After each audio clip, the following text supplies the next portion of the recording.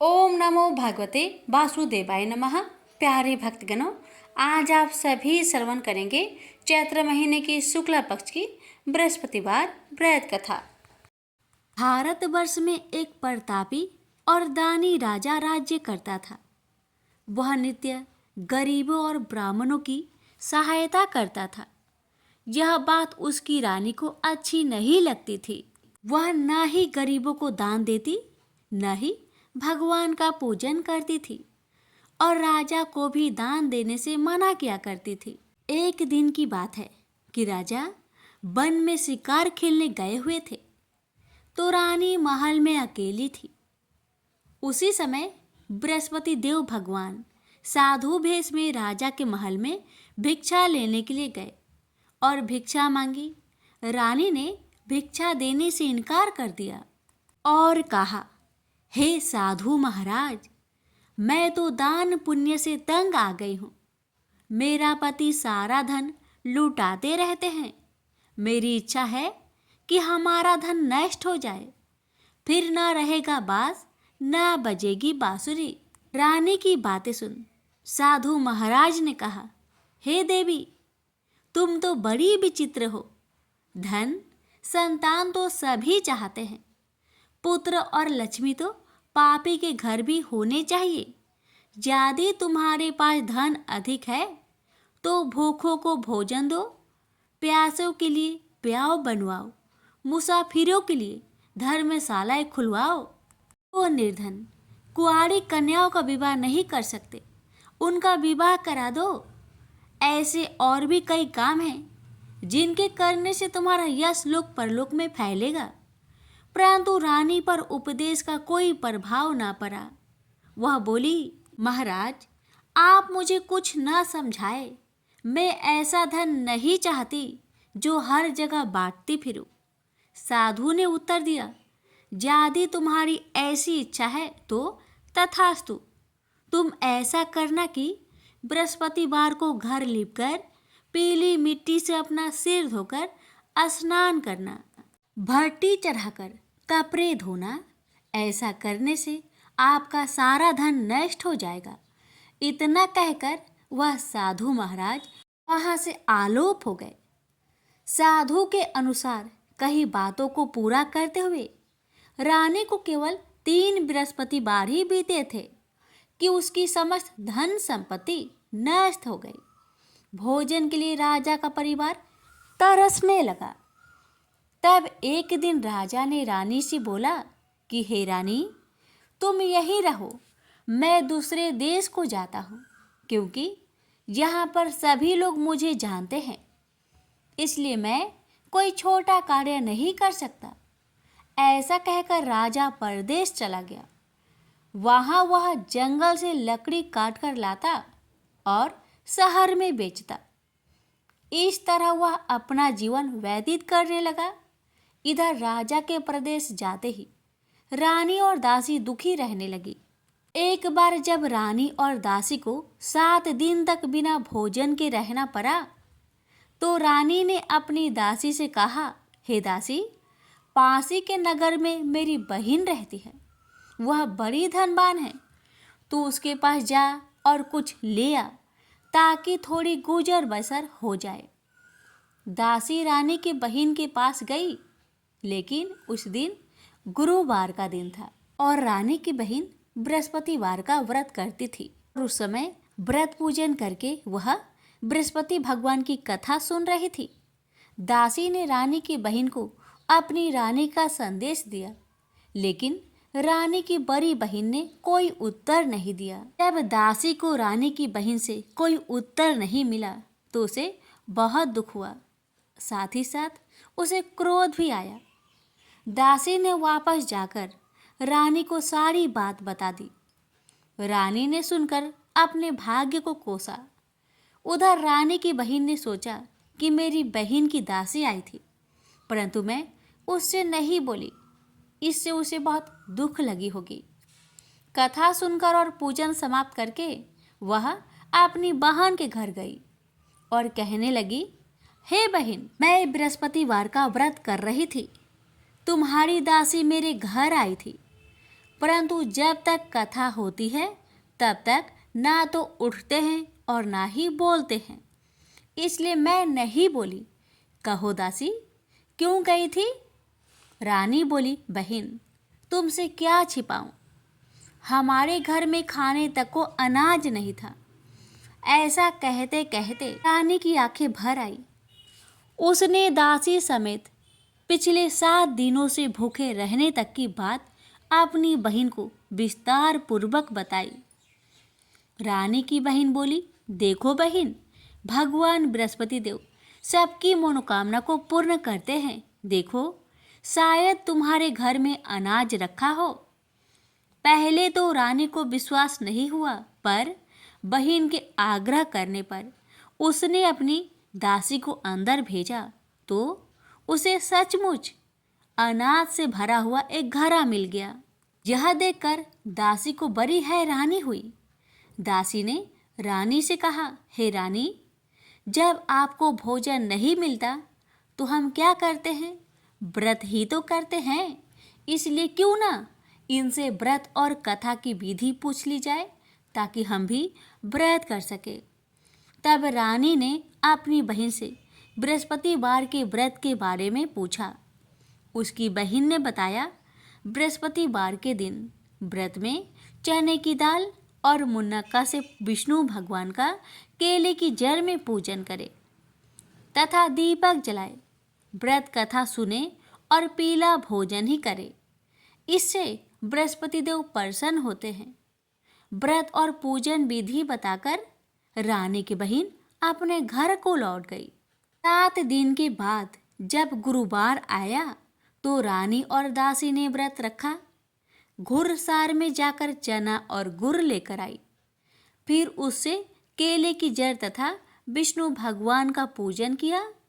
अब पीला भोजन कहाँ से आए, इस बात को लेकर दोनों बहुत दुखी थे। चूँकि उन्होंने व्रत रखा था, इसलिए बृहस्पति देव उनसे प्रसन्न थे। इसलिए वे एक साधारण व्यक्ति का रूप धारण करके 2 थालों में सुंदर पीला भोजन दासी को दे गए। भोजन पाकर दासी प्रसन्न हुई और फिर रानी के साथ मिलकर भोजन ग्रहण किया। उसके बाद वे सभी गुरुवार का व्रत और पूजन करने लगे। बृहस्पति भगवान की कृपा से उनके पास फिर से धन संपत्ति आ गई, परंतु रानी फिर से पहले की तरह आलस्य करने लगी।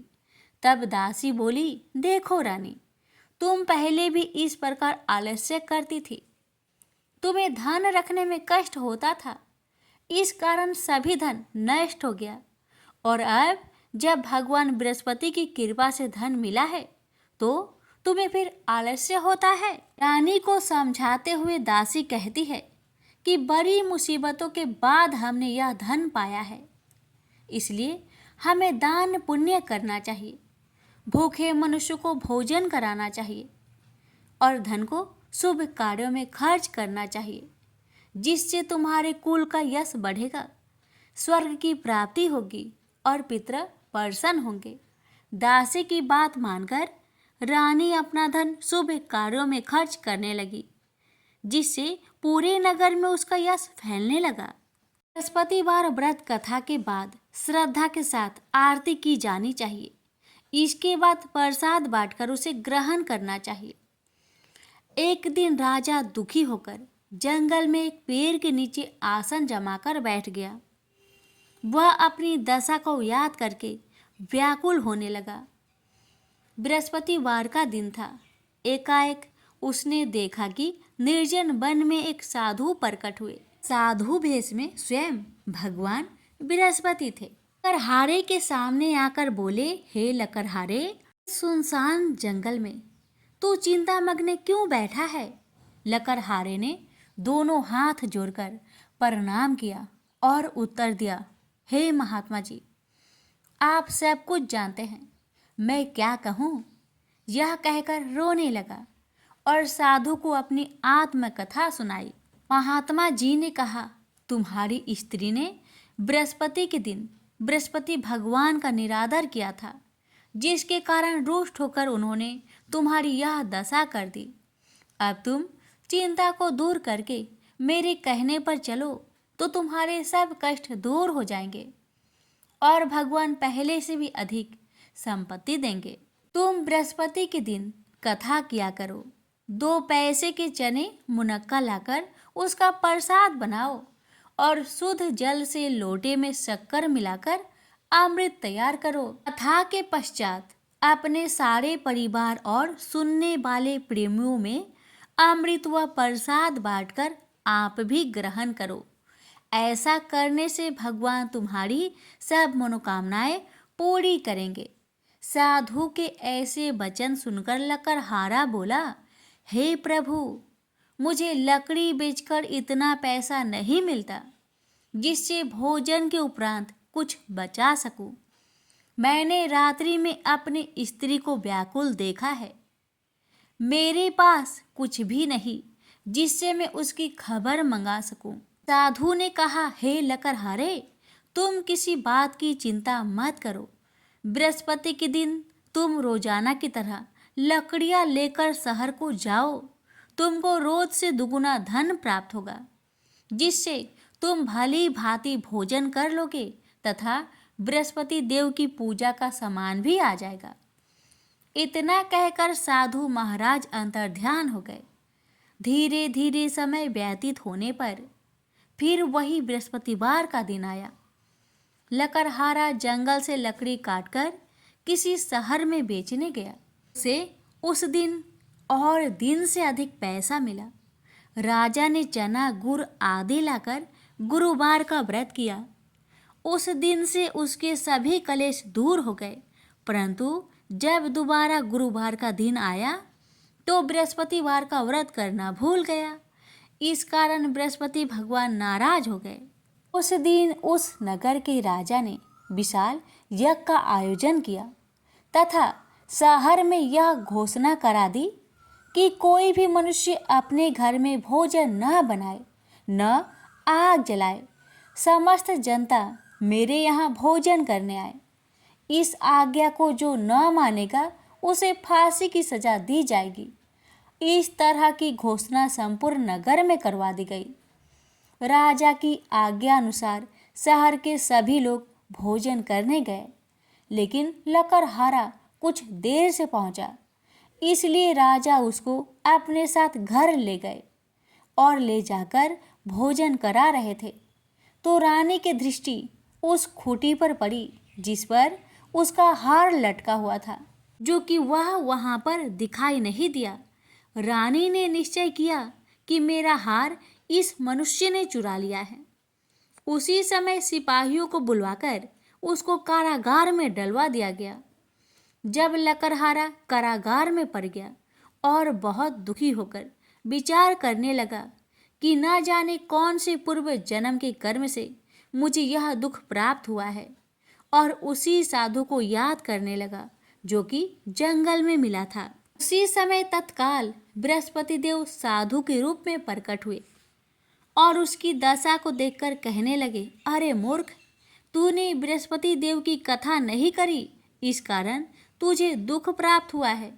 अब चिंता मत कर, बृहस्पतिवार के दिन कारागार के दरवाजे पर तुझे 4 पैसे परे मिलेंगे। से तू बृहस्पति देव की पूजा करना, तेरे सभी कष्ट दूर हो जाएंगे। बृहस्पति के दिन उसे 4 पैसे मिले। लकड़हारे ने कथा कही। उसी रात्रि को बृहस्पति देव ने उस नगर के राजा को स्वप्न में कहा, हे राजा, तुमने जिस आदमी को कारागार में बंद किया है वह निर्दोष है, वह राजा है, उसे छोड़ देना। रानी का हार उसी खूंटी पर लटका है।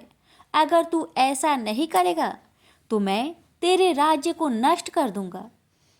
इस तरह रात्रि के स्वप्न को देखकर राजा प्रातःकाल उठा और खूंटी पर हार देखकर लकड़हारे को बुलाकर क्षमा मांगी तथा लकड़हारे को योग्य सुंदर वस्त्र आभूषण देकर विदा कर दिया। बृहस्पति देव की आज्ञा अनुसार लकड़हारा अपने नगर को चल दिया। राजा जब अपने नगर के निकट पहुंचा तो उससे बड़ा आश्चर्य हुआ। नगर में पहले से अधिक बाग, तालाब, कुएं तथा बहुत सी धर्मशाला, मंदिर आदि बन गई है। राजा ने पूछा, यह किसका बाग और धर्मशाला है? तब नगर के सब लोग कहने लगे, यह सब रानी और बांदी के हैं। तो राजा को आश्चर्य हुआ और गुस्सा भी आया। जब रानी ने यह खबर सुनी कि राजा आ रहे हैं, तो उन्होंने बांदी से कहा कि हे दासी, देख, राजा हमको कितनी बुरी हालत में छोड़ कर गए थे। हमारी ऐसी हालत देखकर वह लौट न जाए, इसलिए तू दरवाजे पर खड़ी हो जा। आज्ञा अनुसार दासी दरवाजे पर खड़ी हो गई। राजा आए तो उन्हें अपने साथ ले आई। तब राजा ने क्रोध करके अपनी रानी से पूछा कि यह धन तुम्हें कैसे प्राप्त हुआ है? तब उन्होंने कहा, हमें यह सब धन बृहस्पति देव की व्रत के प्रभाव से प्राप्त हुआ है। राजा ने निश्चय किया कि 7 रोज बाद तो सभी बृहस्पति देव का पूजन करते हैं, परंतु मैं प्रतिदिन दिन में 3 बार कहानी तथा रोज व्रत किया करूँगा। अब हर समय राजा के दुपट्टे में चने की दाल बंधी रहती था। दिन में 3 बार कहानी कहता। एक रोज राजा ने विचार किया कि चलो अपनी बहन के यहाँ हो आए। इस तरह निश्चय कर राजा घोड़े पर सवार हो अपनी बहन के यहाँ को चलने लगा। मार्ग में उसने देखा कि कुछ आदमी एक मुर्दे को ले जा रहे हैं। उन्हें रोककर राजा कहने लगे, अरे भाइयों, मेरी बृहस्पति देव की कथा सुन लो। ये बोले, लो, हमारा तो आदमी मर गया है, इसको अपनी कथा की पड़ी है। परंतु कुछ आदमी बोले, अच्छा कहो, तुम्हारी बृहस्पति भगवान की कथा भी सुनेंगे। राजा ने दाल निकाली और जब कथा आदि हुई कि मुर्दा हिलने लग गया, और जब कथा समाप्त हो गई तो राम राम करके मनुष्य उठकर खड़ा हो गया। अब आगे मार्ग में उसे एक किसान खेत में हल चलाता मिला। राजा ने उसे देख उससे बोला, अरे भाई, तुम मेरी बृहस्पति बार की कथा सुन लो। किसान बोला, जब तक मैं तेरी कथा सुनूंगा तब तक 4 हरैया जोत लूंगा। जा अपनी कथा किसी और को सुनाना। इस तरह राजा आगे चलने लगा। राजा के हटते ही बैल पछाड़ खाकर गिर गया तथा किसान के पेट में बड़ी जोर का दर्द होने लगा। उस समय उसकी माँ रोटी लेकर आई। उसने जब यह देखा तो अपने पुत्र से सब हाल पूछा और बेटे ने भी सभी हाल कह दिया। तो बुढ़िया दौड़ी दौड़ी उस घुड़सार के पास गई और उससे बोली कि मैं तेरी कथा सुनूंगी, तू अपनी कथा मेरे खेत पर चलकर ही करना। राजा ने बुधिया के खेत पर जाकर कथा कही, जिसके सुनते ही वह बैल उठ खड़ा हुआ तथा किसान के पेट का दर्द भी बंद हो गया। राजा अपनी बहन के घर पहुंचा। बहन ने भाई की खूब मेहमानी की। दूसरे रोज प्रातःकाल राजा जागा तो वह देखने लगा कि सब लोग भोजन कर रहे हैं। राजा ने अपनी बहन से कहा, ऐसा कोई मनुष्य है जिसने भोजन नहीं किया हो? मेरी बृहस्पतिवार की कथा सुन ले। बहन बोली, हे भैया, यह देश ऐसा ही है कि पहले यहाँ के लोग भोजन करते हैं, बाद में अन्य काम करते हैं। अगर कोई पड़ोस में हो तो देखाऊं।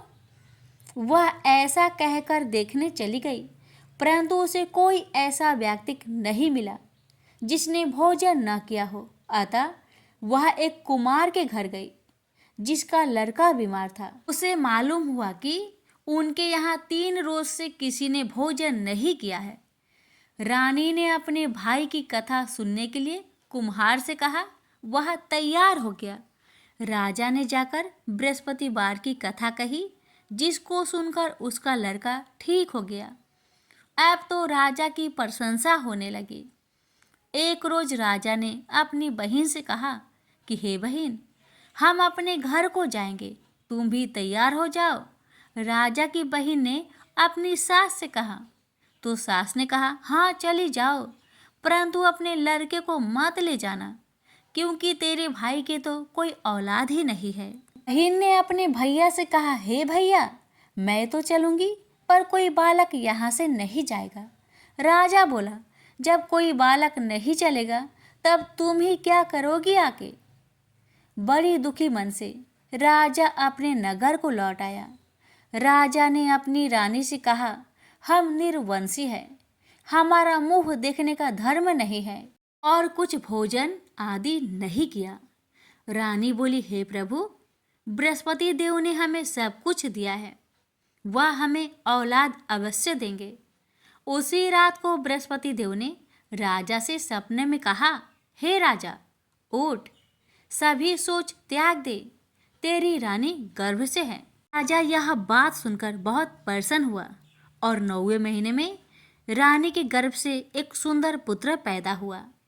तब राजा बोला, हे रानी, स्त्री बिना भोजन के रह सकती है, पर बिना कहे नहीं रह सकती। जब मेरी बहन आवे तुम उसे कुछ मत कहना। रानी ने सुनकर हाँ कर दिया। जब राजा की बहन ने यह शुभ समाचार सुना तो वह बहुत खुश हुई तथा बधाई लेकर अपने भाई के यहाँ आई। तभी रानी ने कहा, घोड़ा चढ़कर तो नहीं आई, गधा चढ़ी आई। राजा की बहन बोली, भाभी, मैं इस प्रकार न कहती तो तुम्हें औलाद कैसे मिलती। बृहस्पति देव ऐसे ही हैं, जैसी जिसके मन में कामनाएं हैं सभी को पूर्ण करते हैं। जो सद्भावना पूर्वक बृहस्पतिवार का व्रत करता है एवं कथा को पढ़ता अथवा सुनता है, दूसरों को सुनाता है, बृहस्पति देव उसकी सभी मनोकामना पूर्ण करते हैं। भगवान बृहस्पति देव उसकी सदैव रक्षा करते हैं। संसार में जो मनुष्य सद्भावना से भगवान जी का पूजन व्रत सच्चे हृदय से करते हैं, उनकी सभी मनोकामनाएं पूर्ण करते हैं। जैसे सच्ची भावना से रानी और राजा ने उनकी कथा का गुणगान किया तो उनकी सभी इच्छाएं बृहस्पति देव जी ने पूर्ण की थी। इसलिए पूर्ण कथा सुनने के बाद प्रसाद लेकर जाना चाहिए।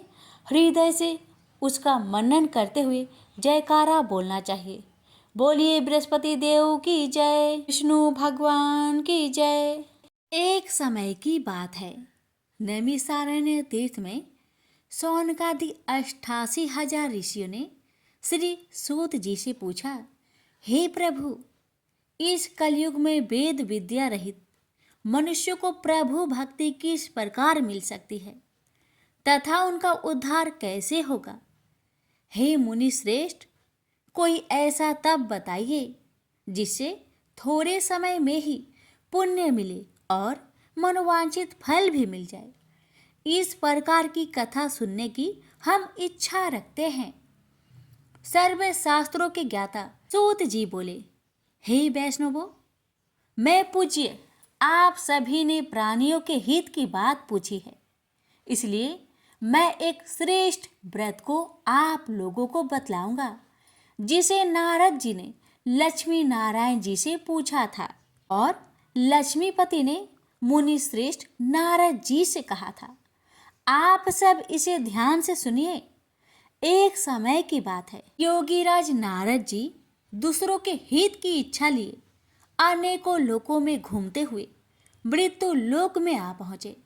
यहाँ उन्होंने अनेक योनियों में जन्मे प्राय सभी मनुष्यों को अपने कर्मों द्वारा अनेकों दुख से पीड़ित देखा। उनका दुख देख नारद जी सोचने लगे कि कैसा यत्न किया जाए जिसके करने से निश्चित रूप से मानव के दुखों का अंत हो जाए। इसी विचार पर मनन करते हुए वह विष्णु लोक में गए। वहाँ वह देवों के इस भगवान नारायण की स्तुति करने लगे, जिनके हाथों में शंख, चक्र, गदा और पद्म थे, गले में वरमाला पहने हुए थे। स्तुति करते हुए नारद जी बोले, हे भगवान, आप अत्यंत शक्ति से संपन्न हैं। मन तथा वाणी भी आपको नहीं पा सकती है। आपका यदि मध्य तथा अंत नहीं है, निर्गुण स्वरूप सृष्टि के कारण भक्तों के दुख को दूर करने वाले, आपको मेरा नमस्कार है। नारद जी की स्तुति सुन विष्णु भगवान बोले, हे मुनि श्रेष्ठ, आपके मन में क्या बात है? आप किस काम के लिए पधारे हैं, उसे निसंकोच कहो। इस पर नारद मुनि बोले कि मृत्युलोक में अनेक योनियों में जन्मे मनुष्य अपने कर्मों के द्वारा अनेकों दुख से दुखी हो रहे हैं। हे नाथ, आप मुझ पर दया रखते हैं तो बताइए कि वो मनुष्य थोड़े प्रयास से ही अपने दुखों से कैसे छुटकारा पा सकते हैं। श्री हरि बोले, हे नारद, मनुष्य की भलाई के लिए तुमने बहुत ही अच्छी बात पूछी है, जिसके करने से मनुष्य मोह से छूट जाता है। वह बात मैं कहता हूँ, उसे सुनो। स्वर्ग लोक व मृत्यु लोक दोनों में एक दुर्लभ उत्तम व्रत है जो पुण्य देने वाला है। आज प्रेम वश होकर मैं उसे तुमसे कहता हूँ। श्री सत्यनारायण भगवान का यह व्रत अच्छी तरह विधान पूर्वक करके मनुष्य तुरंत ही यहाँ सुख भोग कर मरने पर मोक्ष पाता है। श्री हरि के वचन सुन नारद जी बोले कि उस व्रत का फल क्या है और उसका विधान क्या है। यह व्रत किसने किया था, इस व्रत को किस दिन करना चाहिए, सभी कुछ विस्तार से बताए। नारद की बात सुनकर श्री हरि बोले, दुख व शोक को दूर करने वाला यह व्रत सभी स्थानों पर विजय दिलाने वाला है। मानव को भक्ति व श्रद्धा के साथ शाम को श्री सत्यनारायण की पूजा धर्म परायण होकर ब्राह्मणों व बंधुओं के साथ करनी चाहिए। भक्ति भाव से ही नैवेद्य केले का फल, घी, दूध और गेहूं का आटा सवाया ले। गेहूं के स्थान पर साठी का आटा, शक्कर तथा गुड़ लेकर वह सभी भक्षण योग्य पदार्थों को मिलाकर भगवान का भोग लगाए। ब्राह्मणों सहित बंधु बांधवों को भी भोजन कराए। उसके बाद स्वयं भोजन करे और भजन कीर्तन के साथ भगवान की भक्ति में लीन हो जाए। इस तरह से सत्यनारायण भगवान का यह व्रत करने पर मनुष्य की सारी इच्छाएं निश्चित रूप से ही पूरी होती है। इस कली काल अर्थात कलयुग में मृत्यु लोक में मोक्ष का यही एक सरल उपाय है। इति श्री सत्यनारायण व्रत कथा प्रथम अध्याय संपूर्ण। श्रीमन नारायण नारायण नारायण, भज मन नारायण नारायण नारायण। श्री सत्यनारायण भगवान की जय।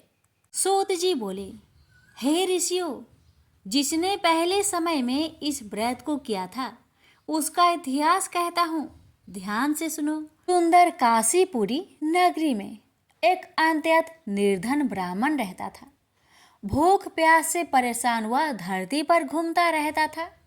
ब्राह्मणों से प्रेम करने वाले भगवान ने एक दिन ब्राह्मण का भेष धारण कर उसके पास जाकर पूछा, हे ब्रीप, नित्य दुखी होकर तुम पृथ्वी पर क्यों घूमते हो? दीन ब्राह्मण बोला, मैं निर्धन ब्राह्मण हूँ, भिक्षा के लिए धरती पर घूमता हूँ। हे भगवान, यदि आप इसका कोई उपाय जानते हो तो बताइए। वृद्ध ब्राह्मण कहता है कि सत्यनारायण भगवान मनोवांछित फल देने वाले हैं, इसलिए तुम उनका पूजन करो। इसे करने से मनुष्य सभी दुखों से मुक्त हो जाता है। वृद्ध ब्राह्मण बनकर आए सत्यनारायण भगवान उस निर्धन ब्राह्मण को व्रत का सारा विधान बताकर अंतर्ध्यान हो गए। मन ही मन सोचने लगा कि जिस व्रत को वृद्ध ब्राह्मण करने को कह गया है मैं उसे जरूर करूँगा। यह निश्चय करने के बाद उसे रात में नींद नहीं आई। वह सवेरे उठकर सत्यनारायण भगवान के व्रत का निश्चय कर भिक्षा के लिए चला गया।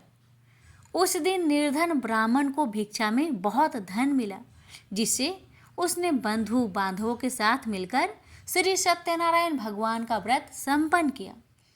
भगवान सत्यनारायण का व्रत संपन्न करने के बाद वह निर्धन ब्राह्मण सभी दुखों से छूट गया और अनेक प्रकार की संपत्तियों से युक्त हो गया।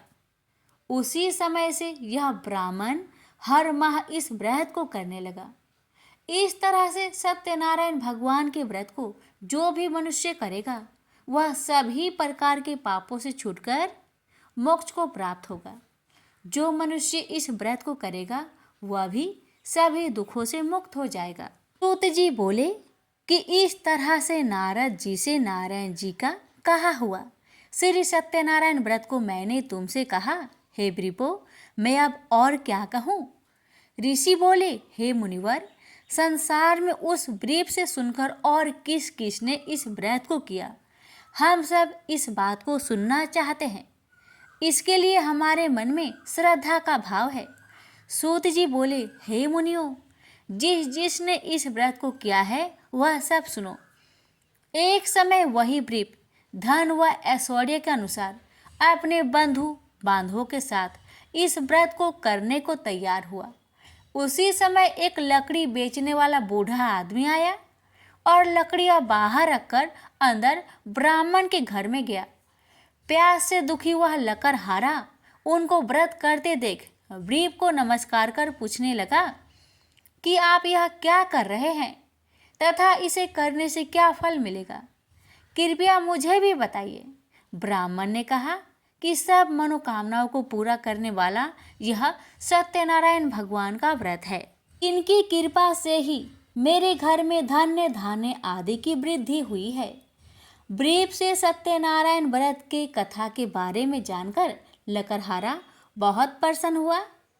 चरणामृत लेकर वह प्रसाद खाने के बाद वह अपने घर गया। लकड़हारे ने अपने मन में संकल्प किया कि आज लकड़ी बेचने से जो धन मिलेगा उसी से श्री सत्यनारायण भगवान का उत्तम व्रत करूंगा। मन में इस विचार को ले बूढ़ा आदमी सिर पर लकड़ियां रख उस नगर में बेचने गया जहां धनी लोग ज्यादा रहते थे।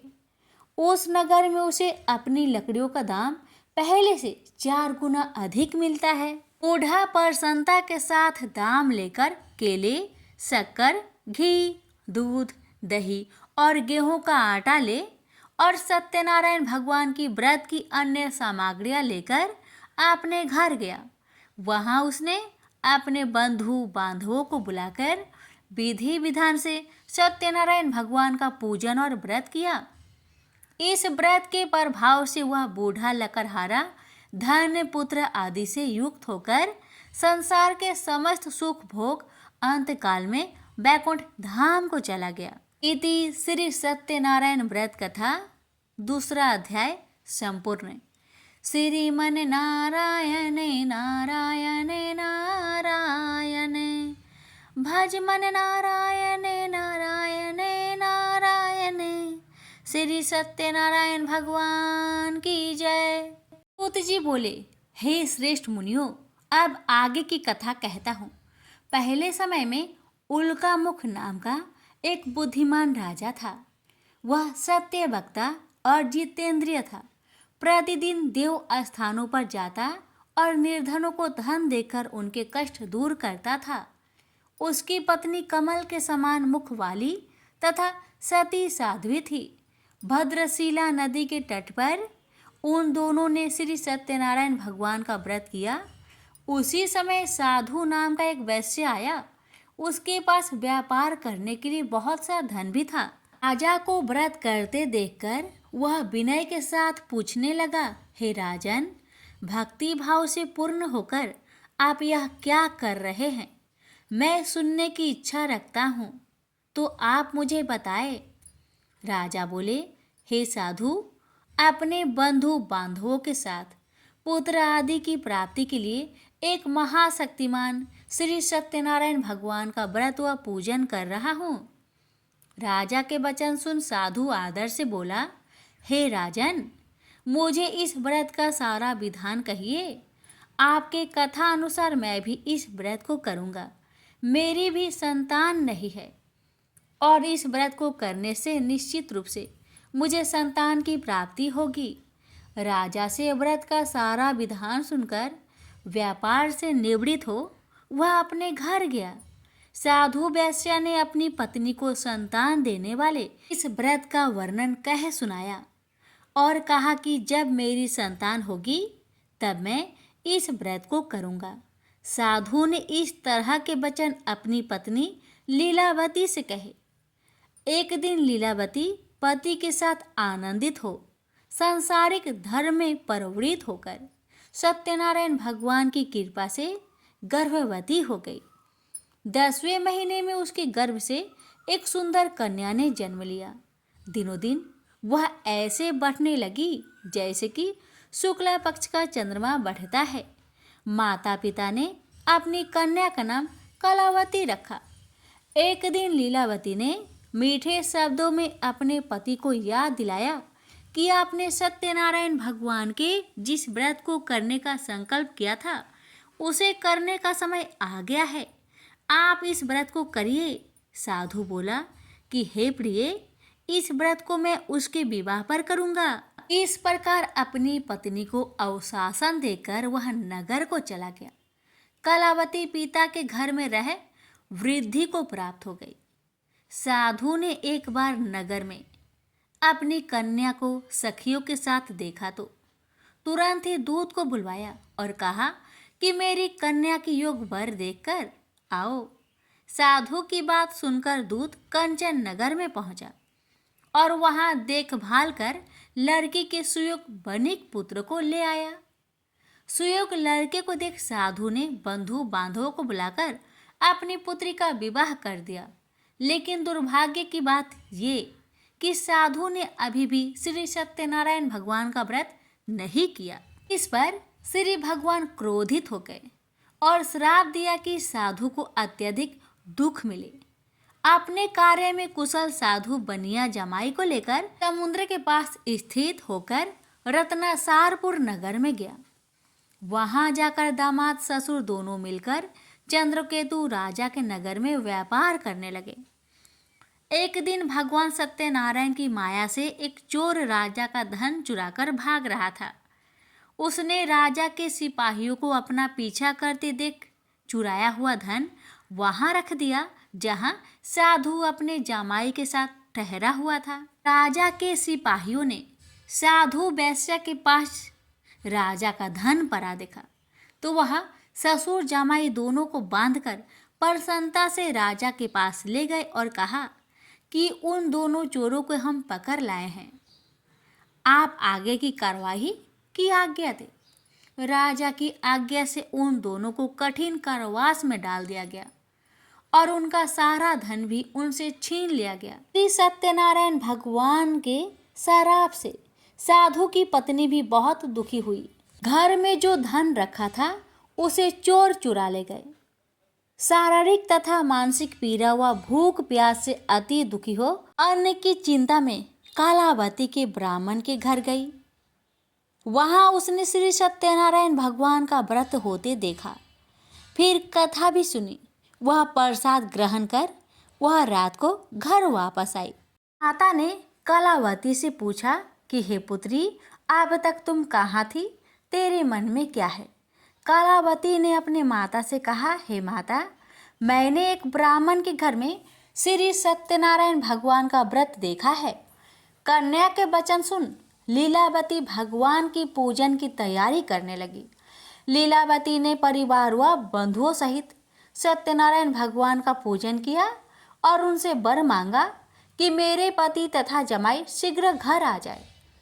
साथ ही यह भी प्रार्थना की कि हम सबका अपराध क्षमा करें। श्री सत्यनारायण भगवान इस व्रत से संतुष्ट हो गए और राजा चंद्रकेतु को सपने में दर्शन दे कहा कि हे राजन, तुम उन दोनों वेश्या को छोड़ दो और तुमने उनका जो धन लिया है उसे वापस कर दो। अगर ऐसा नहीं किया तो मैं तुम्हारा धन, राज्य व संतान सभी को नष्ट कर दूंगा। राजा को यह सब कहकर वह अंतर्ध्यान हो गए। अतः काल सभा में राजा ने अपना सपना सुनाया।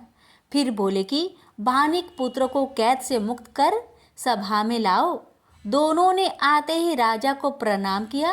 राजा मीठी बानी से बोला, हे महानुभावों, भाग्यवश ऐसा कठिन दुख तुम्हें प्राप्त हुआ है, लेकिन अब तुम्हें कोई भय नहीं है। ऐसा कह राजा ने उन दोनों को नए वस्त्र भूषण भी पहनाए और जितना धन उनका लिया था उससे 2 गुना धन वापस कर दिया। दोनों वेश्या अपने घर को चल दिए। श्री सत्यनारायण व्रत कथा का 3रा अध्याय संपूर्ण। श्रीमन नारायण नारायण नारायण, भज मन नारायण नारायण नारायण, श्री सत्यनारायण भगवान की जय।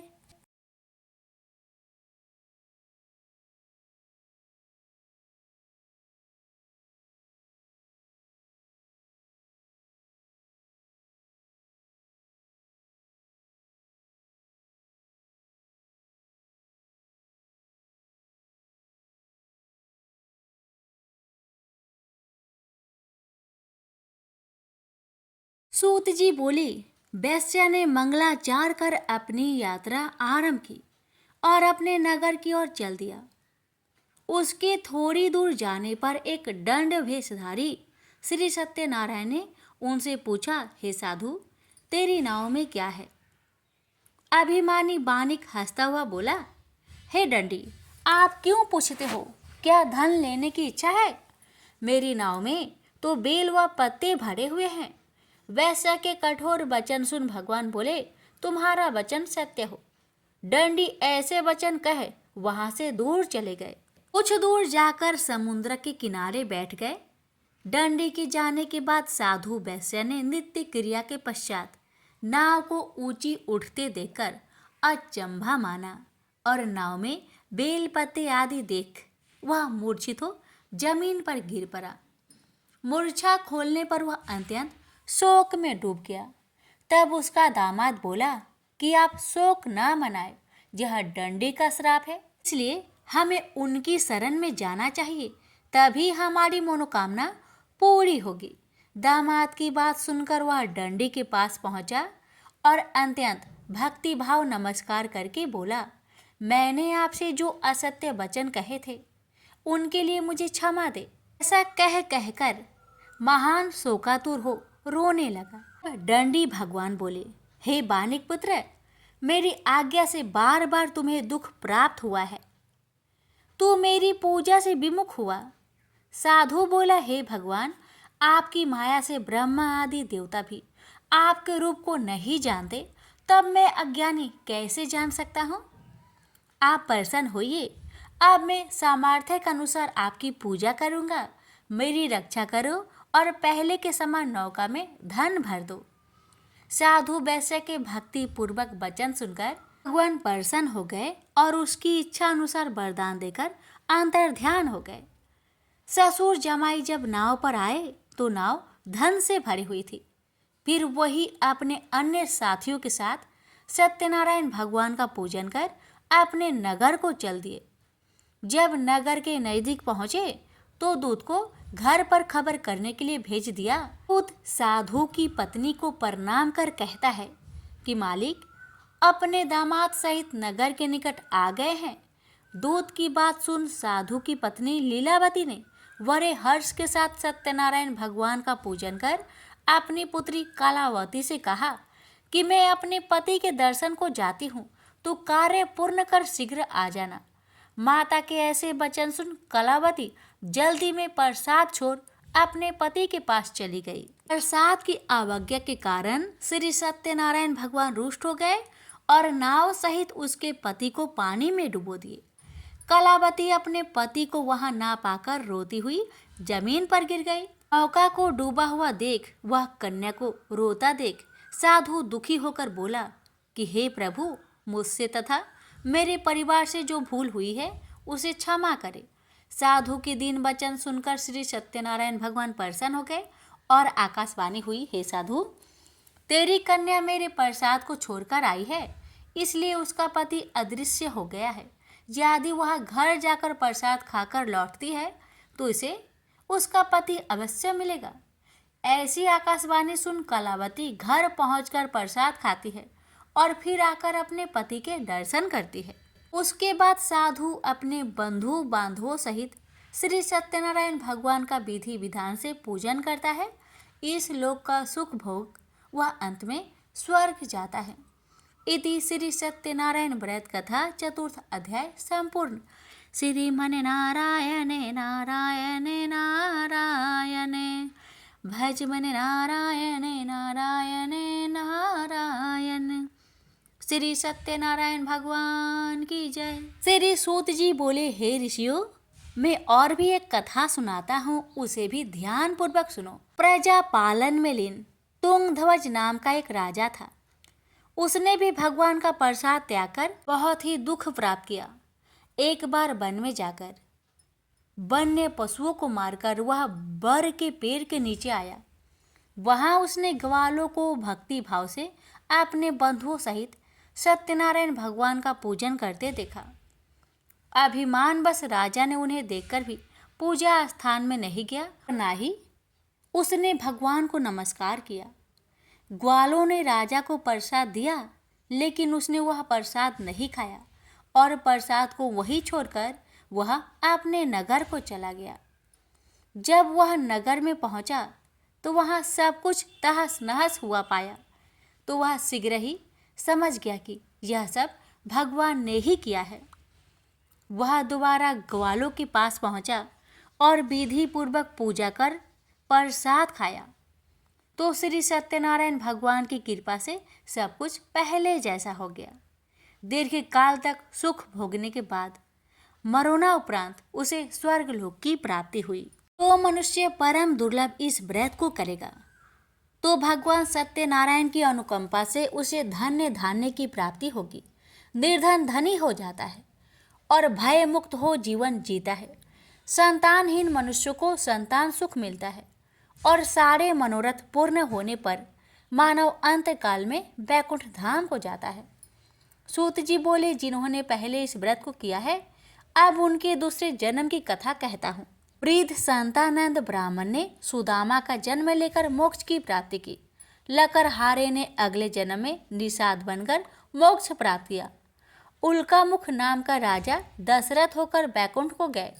साधु नाम के वैश्य ने मोरध्वज बनकर अपने पुत्र को आरे से चीरकर मोक्ष पाया।